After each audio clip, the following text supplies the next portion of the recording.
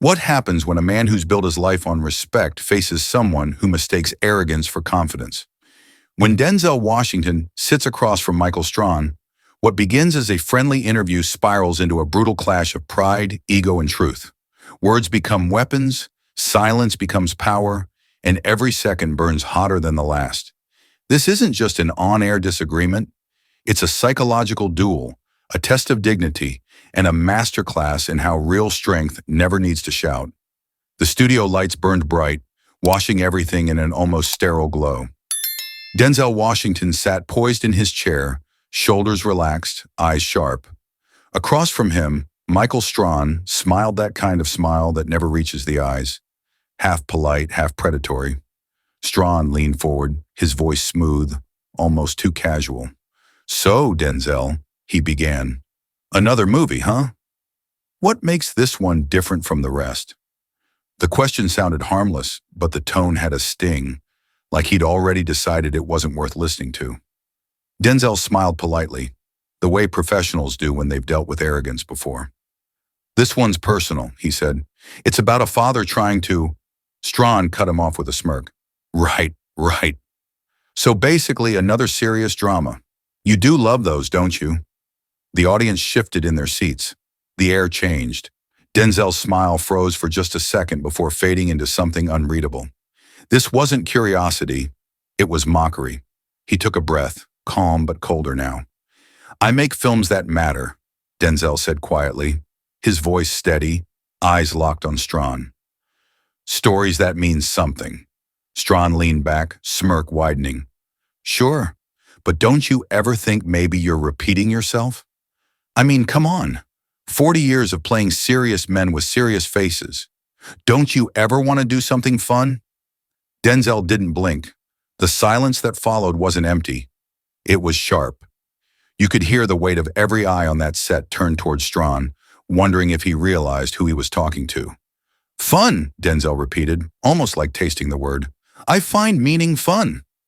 Maybe that's the difference between us." The crowd didn't laugh. Strahan shifted slightly, realizing he'd just been hit. Softly but clean. The tension built fast. Strahan pushed again, trying to play it off. "Come on, man. Don't take it the wrong way. I just mean, maybe lighten up. People want to see something they can actually enjoy." Denzel's eyes didn't move. "People do enjoy my work," he said, calm but firm. "They enjoy stories that reflect something real." Strahan chuckled, that dry, dismissive sound that makes everyone in the room uncomfortable. Sure. I guess we just have different ideas of what people call entertaining." The jab hung there. Denzel leaned forward slightly, his tone low, deliberate. "No," he said, "we just have different ideas of what respect looks like." The words hit harder than any yell could have. The room went still again. The kind of silence that happens right before someone crosses the line for good. Strahan leaned forward with that easy talk show charm, voice smooth like honey, but cold underneath. "So, another emotional movie, huh, Denzel? Or just another sad role to add to the award shelf?" The tone was playful on the surface, but everyone in the room heard the knife behind it. It wasn't a question. It was a dig, wrapped in a smile. A couple of crew members exchanged nervous glances. They knew that line wasn't on the cue cards. Denzel didn't flinch. He just gave a small, knowing smile. The kind that says, "I've seen this game before." Then he answered softly, with calm precision that somehow made the words sting more. "I tell the stories I believe in," he said, eyes never leaving Strahan's. "What about you? What stories do you tell every morning?" The line hit like a slap in a quiet room. Strahan froze for half a second, just long enough for everyone to notice. That fake confidence flickered. His grin tightened, but his eyes betrayed a flicker of irritation. He hadn't expected Denzel to push back, at least not so cleanly. "Hey, come on, man," Strahan said, laughing a little too loud. "I'm just joking around." But the energy had shifted. The crew could feel it, the air suddenly heavier. The polite wall between guest and host had cracked. Denzel leaned back, calm as ever, but his silence said more than words. It was the kind of silence that turns a room into a pressure cooker. The kind that makes everyone realize This wasn't going to be a normal interview anymore. Strahan leaned forward, that grin glued to his face, but his eyes had already turned sharp. He was done pretending. 40 years, Denzel, he said, his tone dripping with fake charm. 40 years of doing the same kind of roles. Don't you ever get bored? Or maybe you just like playing the same man over and over? The words came out smooth, but they cut like glass. The audience didn't even breathe. They could feel it, the disrespect hidden under that so-called question. Strahan chuckled, acting like it was all in good fun. But everyone in that room knew better. He wasn't asking. He was poking, waiting for Denzel to break, to snap, to give him a headline. Denzel's jaw tightened, just for a second. Then he smiled. Not the warm Hollywood smile, but the kind of smile that comes before a storm. His voice dropped low, calm but razor sharp. If sticking to what I believe in means repeating myself, he said slowly, then maybe you've been repeating your own mistake every morning, pretending to respect people. The words landed like a punch wrapped in silk.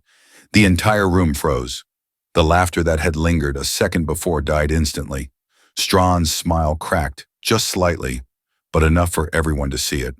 The silence was brutal. You could hear the faint hum of the cameras zooming in, closing the space between them. Two faces locked in a stare, one burning with wounded pride, the other cold and unflinching. Denzel didn't move, didn't blink. He didn't need to. The power had shifted, clean and fast.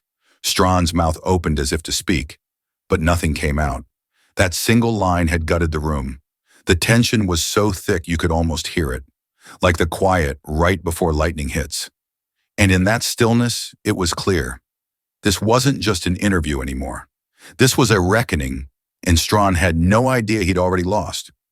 Strahan's smile was gone now. He leaned back, crossing his arms like a man ready to corner his prey. Be honest, Denzel, he said, voice low but cutting. Young audiences don't really know you anymore. They're into fresh faces, new voices. Maybe it's time you stepped aside. Let the next generation shine. You've had your moment, he smirked as he spoke. That kind of smirk that says, I want to see how much you'll take before you break. The jab wasn't about curiosity. It was about dominance. The audience shifted in their seats, feeling the temperature rise. Denzel didn't move. He just smiled, the kind of calm that made people nervous. My generation built value with sweat, he said, eyes locked on Strahan. Yours builds it with followers and filters. The words landed like a quiet explosion. Strahan forced a laugh, tapping his pen against the desk like it didn't sting, but his eyes betrayed him. Hey, I'm not judging, he said too quickly. I just think maybe your time passed. It happens. Even legends fade. Denzel's expression didn't change, but the edge in his voice sharpened. And tell me, Michael, what do you call a man who tries to stay relevant by tearing down someone else? Strahan's smile flickered. I'm just asking questions. No, Denzel said, leaning forward now. You're throwing stones. Difference is, I've got nothing to hide. Can you say the same? The room froze. Strahan blinked, caught off guard. What's that supposed to mean? He shot back, voice rising. Denzel didn't answer right away. He let the silence stretch, let it twist. Then calmly, I've seen men who build their careers on charm, but lose sleep because deep down, they know charm doesn't equal respect. You know that feeling, don't you? Strahan's jaw tightened, his laugh now brittle. You're getting personal. You started personal, Denzel said, voice low but lethal. You came at my work, my legacy, my worth. So let's not pretend this is journalism. This is ego versus integrity, and you're losing. For the first time, Strahan's eyes wavered. He tried to speak, but Denzel's stare pinned him down like a spotlight he couldn't escape. The audience wasn't breathing. The crew looked frozen behind the cameras. Denzel leaned back again, slow in total control. Tell me something, Michael, he said quietly. When you wake up every morning, do you practice sounding confident or convincing yourself you are? That line hit like the final shot in a duel. The set went dead silent. Strahan swallowed hard, his face pale under the lights. Denzel didn't need to say another word. The war of pride was over, and only one man was still standing with his dignity intact. Strahan's mask finally cracked. The polite smile, the smooth TV host charm, gone in a heartbeat, his face twisted with something raw and ugly. "Don't act like you're above me, Denzel," he snapped, his voice echoing across the studio. "You're not some philosopher or hero. You're just an actor. You read lines written by someone else and pretend it's wisdom." The words came out like bullets, fast, uncontrolled, dripping with resentment. The crew flinched. No one was ready for this. Not the cameras, not the audience, not even Strahan himself. It wasn't professionalism anymore. It was ego bleeding through the cracks. He leaned forward across the table, finger pointed, voice trembling with anger. "You don't live those lines, man. You hide behind them. That's all you've ever done." For a moment, the entire set froze. You could almost hear the hum of the studio lights trembling in the silence that followed. Denzel didn't move. He just looked at Strahan, a calm, piercing stare that could have cut through concrete. Then finally he spoke, his tone low and deliberate, every word landing like a clean strike. "Maybe you're right," he said. "Maybe I do read other people's words." He leaned in slightly, voice sharpening like a blade. "But I give them life. I give them truth. I make people feel something real." He paused, letting the silence twist before delivering the final blow. "You, on the other hand, you throw out words like loose change. Your own voice doesn't even believe you anymore." The room erupted, not in noise, but in energy. That kind of thick, electric stillness that comes before a storm. Strahan's nostrils flared, his eyes darting away as his forced grin collapsed into something closer to panic. He tried to laugh, but it came out broken. "Wow, you think you're better than everyone, huh?" he said, his tone shaky now. Denzel didn't answer. He didn't need to. His silence was heavier than any insult. The camera zoomed tighter. Sweat gleamed on Strahan's forehead, his jaw clenched, the mic picking up the faint sound of him swallowing hard. The audience could feel his discomfort like heat radiating through the screen. Then Denzel spoke again, quiet but firm. "You wanted a reaction," he said, his eyes steady, unwavering. "Now you've got one. Just not the kind you were hoping for." Strahan blinked, thrown off, trying to find his footing. "Hey, I'm just—" "No," Denzel interrupted, his tone cutting clean through. "You're not just anything. You wanted to humiliate me to make your moment, but you didn't realize you're the moment." The studio gasped softly. Strahan froze, lips parted, but no words coming. Denzel leaned back slowly, his posture relaxed, his expression unbothered. "Every question you've asked," he said, "every insult you've dressed up as honesty, it's not about me. It's about what you're afraid to see in yourself." A low murmur rippled through the audience. Strahan's face was pale now, his breathing shallow. His hands trembled just enough for the camera to catch it. The man who spent years controlling every word, every gesture, now stood exposed, undone by his own arrogance. Denzel didn't gloat. He didn't raise his voice. He just sat there, the embodiment of control, watching the host crumble under the truth.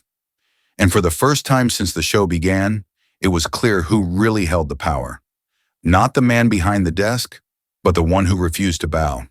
The tension had reached its breaking point. Every light, every lens, every breath in that studio felt like it was holding on to the same second. Denzel didn't raise his voice, didn't move in anger. He simply reached up, unhooked the microphone from his lapel, and placed it on the table with quiet precision. The soft click of metal on wood echoed like a gunshot in the silence. He looked straight into Strahan's eyes, steady, unflinching. "I came here to talk about art," he said, his tone low, even, yet cutting through the air like ice. "You turned it into a marketplace, and I don't deal in the kind of trade where respect is currency for attention." His voice sharpened slightly. "I'm not part of your circus, Michael. You want chaos. Find someone else to perform for you." Strahan froze, mouth open, but no words coming. The cameras were still rolling. The live audience had gone dead silent. He tried to steady his voice, but it cracked. "You're making me look bad," he said, trying to sound firm, but the tremor betrayed him. On live television, his tone carried a hint of desperation, like a man clinging to a crumbling ledge. Denzel leaned forward slightly, his expression unreadable, calm, almost pitying. "No," he said softly. "You did that yourself. I'm just refusing to help you hide it." The words landed like a verdict. You could almost feel the collective intake of breath across the room. Strahan blinked rapidly, his composure gone. "You don't have to do this, man," he murmured, his voice smaller now. "We can fix this in post." Denzel's faint, cold smile returned. That same quiet authority that had silenced bigger rooms than this one. "You can't edit truth," he said. "You can only face it or keep pretending it's not there." His tone was final, unarguable. The power had shifted completely, invisible but absolute. The man who had come as a guest now owned the room. Strahan's shoulders slumped slightly, his confidence stripped bare. Denzel stood up slowly, every movement deliberate. A man walking away not from conflict, but from something beneath him. The cameras followed, but he didn't look back. The audience watched in stunned silence as Strahan sat there, sweating, blinking, trying to find words that wouldn't come. His hand twitched near the mic, as if to reach for it, but he didn't dare. For once, the host was speechless, and the silence said more than any line ever could. Denzel's quiet departure wasn't retreat. It was dominance wrapped in grace, the kind of control that comes not from speaking louder, but from knowing when not to speak at all. Denzel rose slowly from his chair, the kind of calm that makes everyone else nervous. No anger, no rush, just quiet certainty. He straightened his jacket, his movements deliberate, almost graceful, and turned his back to the table. The air was so still it felt like even the cameras were holding their breath. "Honor," he said quietly, his voice steady but heavy with meaning, "isn't something you negotiate." His words didn't echo. They settled, sinking deep into the room like a final sentence. The moment stretched. Even the audience, who had come expecting smiles and small talk, now sat frozen, witnessing something they weren't supposed to see. Pride dying, live on air. The cameras kept rolling, red lights blinking like silent witnesses. Strahan's face was pale under the harsh studio lamps, his voice cracking as he stumbled forward. "Wait, Denzel, come on, we can start over," he stammered, hands half raised like he could somehow grab back the moment. "We can fix this, just one more take." It was desperate, human, and completely hollow. Denzel didn't turn around. He just stopped for a second, then answered, his tone calm but final. "No, because truth doesn't get retakes." And with that, he walked. Slow, deliberate steps toward the exit, every stride heavier than the last, like each one was leaving a mark on the floor itself. The lights dimmed slightly as he crossed the edge of the set, his shadow stretching long behind him. The audience didn't applaud. They didn't move. They just watched. The camera caught the last frame. Strahan standing alone at the center of his own stage, his polished smile gone, his confidence stripped bare. The man who once controlled every word on that show was now silent, a host with nothing left to host. He glanced toward the cameras, eyes darting, searching for a cue that would never come. But there was nothing. Just the sound of Denzel's footsteps fading and the weight of a lesson that everyone in that room would remember. When you trade respect for fame, you end up with neither. The studio lights dimmed to a soft haze, the air still thick from what had just unfolded. The cameras stopped moving, but no one spoke. Even after Denzel had disappeared behind the curtain, the silence he left behind felt alive, heavy, echoing, impossible to ignore. Strahan stood frozen under the lights, blinking into the emptiness, surrounded by people but completely alone. The crew avoided eye contact. The audience whispered in disbelief, and somewhere behind the control glass, a producer muttered, "Cut! Just cut!" though the damage was already done. The show was over, but the moment when that raw, unfiltered truth lingered in every corner of the room. Then came the voiceover, soft but sure, carrying the weight of everything that had happened. In a world that never stops talking, silence can be the loudest response. Denzel didn't need to shout, didn't need to fight for validation. He simply stood, spoke his truth, and walked away. The narration slowed, the words deliberate, echoing through the stillness of the empty set. And in that silence, the arrogant heard something they'd never heard before, the sound of their own collapse. As the lights faded to black, one image remained. Strahan, a man who mistook cruelty for confidence, staring into the void where his control used to be. No applause, no outro music, just that quiet, humiliating realization that some people don't need to win the argument. They just need to walk away right. And that's what Denzel did. He left not with anger, but with dignity, letting silence do what words never could. In a world full of noise, sometimes silence hits the hardest. If you believe that walking away can be stronger than fighting back, leave a comment below. Don't forget to like, share, and subscribe for more stories about pride, dignity, and the quiet power of self-respect. Because sometimes the loudest statement you can make is simply walking away.